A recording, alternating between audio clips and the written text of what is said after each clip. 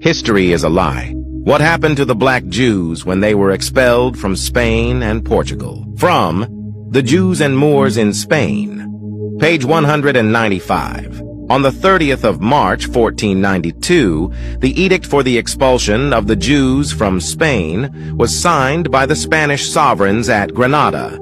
Heralds proclaimed from the street corners of every hamlet and village and city of Spain that all unconverted Jews of whatever sex or age or condition should depart from the realm before the expiration of 4 months, never to revisit it, on any pretext whatever, under penalty of death.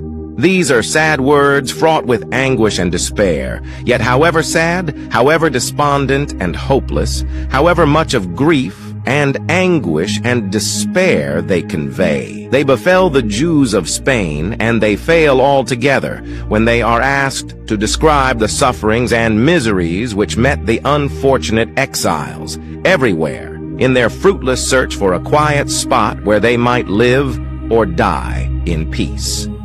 Ships stood ready in the harbors to carry nearly all of the banished 300,000 Jews whithersoever it suited the captains best.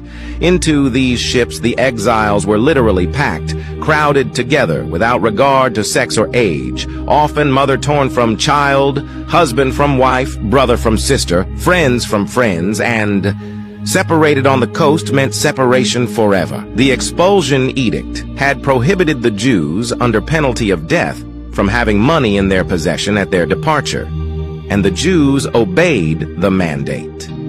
What cared they for money when they could not enjoy it in their beloved Spain?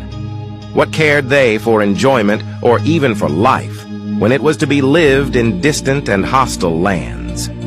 But the pirate captains and their heartless crews felt convinced that the Jews must have large sums of money sewed up in their clothes or concealed on their persons.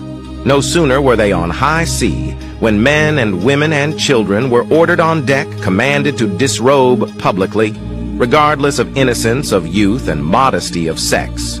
Many a virgin and many a youth, many a husband and many a wife dared to resist. Not that they had money concealed, but for shame's sake. And the raging billows rocked them into their eternal sleep for their resistance. Disappointed in their search, their thirst for gold was the more excited. Body after body they ripped open before the eyes of the unfortunate exiles, in the belief that they must have swallowed their gold and precious jewels. And disappointed in this, there followed a scene, a more detestable and dastardly one the sun never shone upon. When the sailors had finally satiated their brutal lusts upon the innocent and helpless, and faint from terror and torture, and when the still surviving victims had been made to cleanse the ships from every trace of the blood of their friends and kin, they were seized and dropped into the ocean without a pang of conscience, and as unconcernedly as if the great God had created Jews for no other purpose but to appease the beastly appetites of inhuman sailors and serve as food for the fishes of the sea. Wearily they made their way onward, until at last they beheld the joyous sight of human settlements.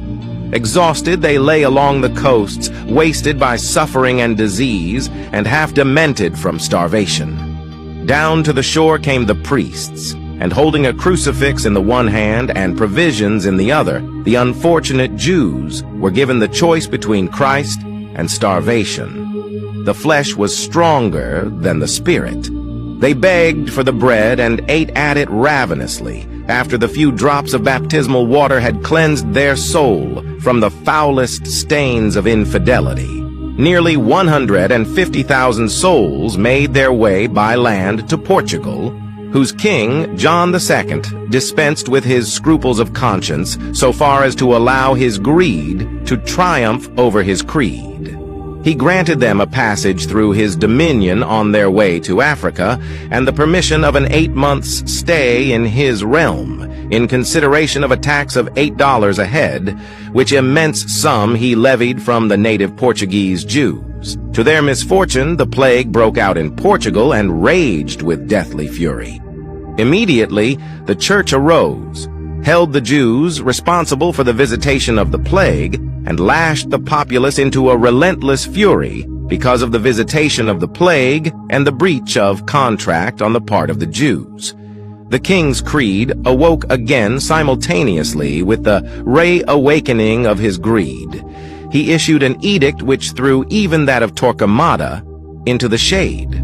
All Jewish children below 14 years of age were torn from their parents' arms, dragged into the church, baptized. Those under 3 years of age were given to Christians to receive a Christian education, or in other words, to be raised as slaves. Those between 3 and 10 years of age were put on board of a ship and conveyed to the newly discovered, unwholesome island of St. Thomas called Ilhas Perdidas, the Isles of Perdition, which was colonized by Portuguese condemned criminals to fare there as best they could. Those between 10 and 14 years were sold as slaves. Then indeed, the cup of their affliction was full to the brim. I will not enlarge on the cruelty and the avarice which they frequently experienced from the masters of the ships which transported them from Spain. Some were murdered to gratify their cupidity, others forced to sell their children for the expenses of the passage." End quote. I hope you will forgive the length of this video, even though I left out so much. Let's end the video by reading where these Jews ended up settling after the dispersion. Many of the Portuguese Jews settled and became prosperous in the Indies, in southern France, and in Hamburg. Others settled in the Netherlands and became especially prosperous in Holland.